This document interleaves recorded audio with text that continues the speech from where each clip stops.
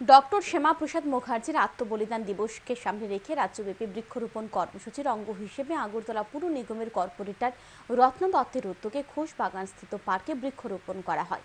Corporator রত্ন দত্ত এদিন নিজ হাতে বৃক্ষরোপণ করে সকলের প্রতি বৃক্ষরোপণ করার জন্য আহ্বান জানান। ডক্টর শ্যামাপ্রসাদ মুখার্জির আত্মবলিদান দিবসকে সামনে রেখে রাজ্যব্যাপী বৃক্ষরোপণ কর্মসূচি হাতে নিয়েছে প্রদেশ বিজেপি। তারই অঙ্গ হিসেবে বৃহস্পতিবার রাজধানীর ঘোষবাগান স্থিত পার্কে বৃক্ষরোপণ কর্মসূচির আয়োজন করা হয়। আগরতলা পুর নিগমের 20 নং ওয়ার্ডের কর্পোরেটর রত্ন দত্তের উদ্যোগে এই বৃক্ষরোপণ কর্মসূচির আয়োজন করা হয়।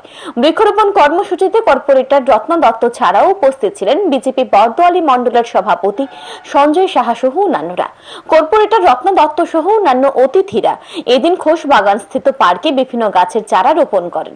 পরে কর্পোরেটর রত্ন দত্ত জানান, ডক্টর শ্যামাপ্রসাদ মুখার্জির আত্মবলিদান দিবসকে সামনে রেখে 7 দিন ব্যাপী কর্মসূচি হাতে নেওয়া হয়েছে। সেই কর্মসূচির অঙ্গ হিসেবে এদিন বৃক্ষরোপণ কর্মসূচি পালন করা হচ্ছে। তিনি আরো জানান, বৃক্ষরোপণ করলে সকলে অক্সিজেন পাবে। যে সকল জায়গায় গাছ নেই সেই সকল জায়গায় গাছের চারা রোপণ করতে হবে। সমাজকে সুন্দর ও সবুজায়ন করার জন্য তিনি বৃক্ষরোপণ করার জন্য সকলের প্রতি আহ্বান জানান।